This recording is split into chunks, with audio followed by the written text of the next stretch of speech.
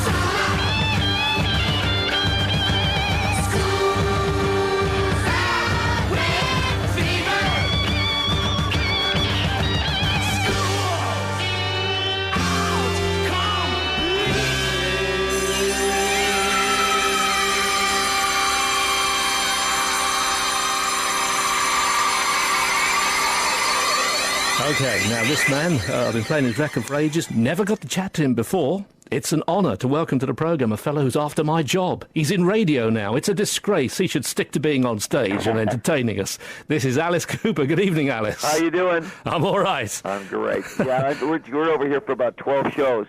Yeah, So, and you're doing Brighton in our area, Saturday the 5th of December at the Centre, Sunday the 6th at London Hammersmith, Apollo, of course. When was the first time you actually toured over here, Alice? Oh, man, probably 1970, 71, I would say it was. And, it was like, for us, it was a revelation because, we're coming over from the United States, and our favorite bands were the Yardbirds and the Who and the Beatles and the Rolling Stones, and we were coming to their country to play. You know what I mean? Yeah, yeah. So it was like we had to really be on the top of our game, we thought, in order to play for an audience that was used to those bands. Did you ever support those guys when you were on the way up? Because Absolutely, yeah. So you were supporting the guys you idolized. Oh, yeah, we got to play, we did a lot of shows with The Who early on in Detroit. Detroit was sort of the home of hard rock. And we opened for the Yardbirds, we opened for Them, when they had Van Morrison, Them, and the Hollies, and I mean all these great bands, the Kinks. I mean, those were all bands that we were listening to their records, and then that night we were going on stage and opening for them. So it was really a treat for us. Tell me, I mean, I have to ask, knowing Keith Moon's reputation and knowing your earlier reputation, were there any nights out you can tell us about with Keith Moon? Oh, man, I could write a book. Keith was one of my best friends. Yeah. So he would come over to my house in L.A. and just be there for 7 or 8 days, and then he would just disappear, And we used to have a club called Hollywood Vampires, and it was a drinking club. All right. And it was myself, Bernie Taupin, Mickey Dolenz from the Monkees, Harry Nilsson, and John Lennon every once in a while. And but Keith Moon was there every night, and we would sit there and wait to see what he was going to wear that night. If he was going to be the Queen of England, or if he was going to be Hitler, or if he was going to be, he would be a different person every night. I was talking to Steve Ellis at a Love Affair recently, and he says he went out for a drink with him one night and he put on the full transvestite gear and went down the local pub, which caused a bit of a stir. No, that's just Keith. And everybody, the great thing about Keith was that not only was he the greatest, I think maybe the most insane rock star of all time, but he was also the best drummer. Yeah. Oh, no, the people tend to forget he was a damn good drummer. Oh, no, he was, I heard everybody play drums, and he was the best. Now, I've asked my listeners to come up with a few questions for you, just in case I couldn't, but they've come up with some quite interesting ones. Why pick the name Alice Cooper in the first place? Why Alice, of all the female names you could have had? Well, it could have been, Betty. It could have been any name. It was the first name I thought of that I thought sounded like a sweet little old lady that lived down the street, and that was the idea. Give Alice Cooper a name like that, and then when they come to see Alice, Alice is like Clockwork Orange. I mean, we were sort of just the opposite of what our name indicated, and that was it. I mean, was to really irritate every parent in America. And I think you succeeded. I think we did that. 40 years later, we're still irritating parents. Another question is, do you still have the gold Rolls Royce? No, sold that, but I mean, that was another one. Every time I would get a car, Keith Moon would get one bigger. And drive it in the swimming pool, yeah, usually. And then he would drive it out, over and say, oh, my car's bigger than... He took a 1929 Rolls Royce, and he took all the seats out of the back. It was a limousine. And he put in a throne. All right. A gold throne. And he would drive around Hollywood, with his head, out of the top, waving like the Queen of England. So, I mean, you could never top him.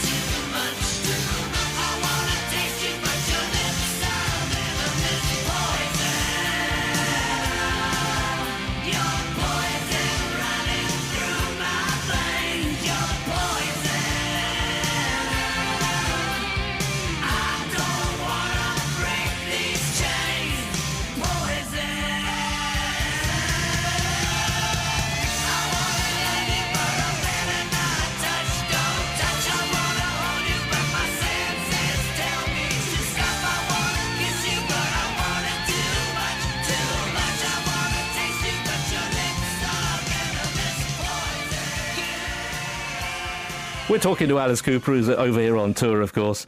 And there's a few other questions from the listeners I'll get round to in a minute. But haven't you ever heard of Screaming Lord Sutch? Because he was like a sort of minor version of you, but he didn't have such a good voice. Did you ever know of him? No, we had never heard of him until we came over here. And then when I got over here, I kept hearing this Screaming Lord Sutch.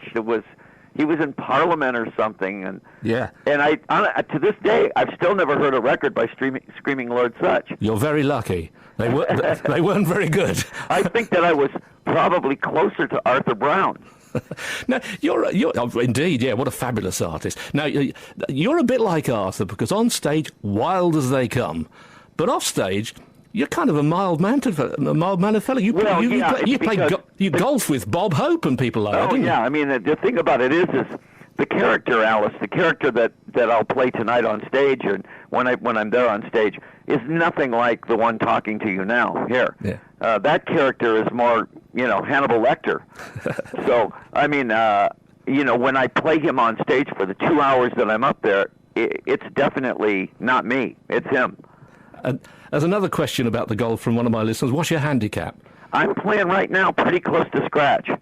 Because you could take it up professionally, I'm told. Well, if I took a year off and really got some of the short game down better than I have now, I could probably play professional. But I would still probably wear the makeup and all the black stuff and What's your favourite gig over the years? Is there any one that stands out? Well, I think that every time that you look at the itinerary and and you see that you're going to be playing in Spain and France and Italy and all over the world and Australia and the United States, everybody always looks at England and always kind of feels that you have to do your best shows here. And do you have a favourite song of all time? I get lots of requests for Only Women Bleed because people say that song is one of the ones that we play all the time. That it's in the show, that we're going to be doing there, and School's Out will always be the standard Alice Cooper song, but Poison gets a lot of attention. Yeah, they mentioned that. Yeah. 18 and No More Mr. Nice Guy. But Only Women Bleed is one of those songs. Now, I don't understand this question, but it's from a listener, so I'm going to ask it anyway. Hope it doesn't cause offence. He says, "Does Swaybo use a razor? What's that?" What? I have no idea. That's one of my listeners. You see, they're nuts as well. What does Swaybo mean? Suebo. I honestly don't know what that means. Well, obviously, neither do I now. I shall have to ask her about that. Yeah. Now, new album coming out? Are we going to get anything new from you? We'll be going in the studio in January or February with a brand new album, and that will be out next year. But we'll also be back on tour. We tour 6 months out of the year, every single year. Oh, by the way, Steve Blacknell says, remember the week we had in Malmo with Bill Fowler of Warner Brothers? Okay. Now, Malmo was one of those weeks with Flo and Eddie. All right. And we talked to them the other week. There, and we had a week-long ping-pong festival. Ah. So we had a table tennis championship there in Malmo. I can understand that. They were pretty crazy guys there as well. And here's another nutty question from one of my listeners. What moisturizer do you use, if you use any at all? You know what? I just stay with blood. It's so easy. And what's this stuff about the Rock and Roll Hall of Fame? Why won't they let you in? I listened to your radio show and it's great. You're permanently taking the mickey out of Kiss because they've been put in and you haven't. What's the story there? Well, the funny thing about it is I kind of go with what Groucho said. Any club that would have me in, I don't want to be a member of. Brilliant answer. Well, I'm sure you're going to make it eventually. Hey, yeah. Alice, thanks very much for talking with us. Okay, thank you, too. Enjoy the gigs and keep doing the radio program. I love it. Oh, I will. Don't worry. But he's not having this job. We're going to play an Alice Cooper track again after the news because I didn't want to fade it. We don't do fades on this program, as you know. So, keep it going. Thanks to Alice. Unfortunately, we only had 10 minutes with him. Promise that next time he'll spare a longer time for us. So there you go. Alice Cooper, who was on at the weekend at Brighton and then in London. If you're going to the show, you're very lucky, very envious. One of the greatest showmen ever made. And he does do a very good radio programme. I listen most of the time. It's lovely little stories about all the people that he's met. It's like the story of his life, really. Not the Michael Holiday song, though. Next week on the programme, there'll be Cupid's Inspiration. Well, more rightly, it's Terry Rice Milton for the band. 2 of Little Feat, yes, the legendary Little Feat, dropping in, and Ulf Anderson from the ABBA Band. And on Thursday, the SAS Band. They have lots of superstars like Tom Robinson, Annie Lennox, Aretha Franklin, Amy Winehouse in there, and Spike Edney, the man that puts it all together. Big friend of Nelson Mandela as well, so a good few tales from him as well. That's all happening for you next week. But Alice Cooper after the news, then we get on today with the A to Z of pop music. Letter H, suggestions please, 08459 811111. Roger Day on BBC Radio for the South.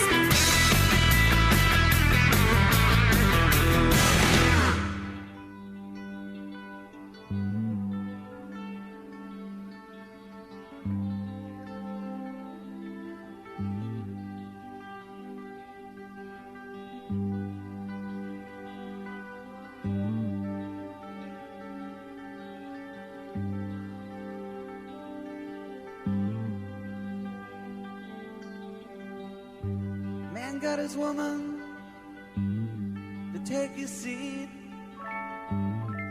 He got the power, oh, she got the need. She spends her life through pleasing up her man.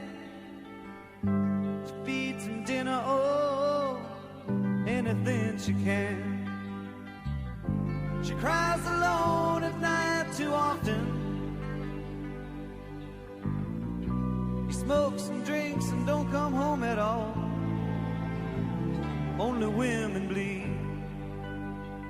Only women bleed. Only women bleed.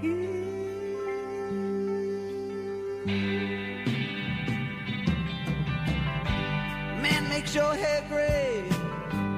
He's your life's mistake. All you're really looking for is an even break. He lies right at you. You know you hate this game. Slaps you once in a while and you live in love and pain. She cries alone at night too often. He smokes and drinks and don't come home at all. Only women bleed. Only women bleed. Only women bleed. Only women bleed. Only women bleed. Only women bleed. Only women bleed.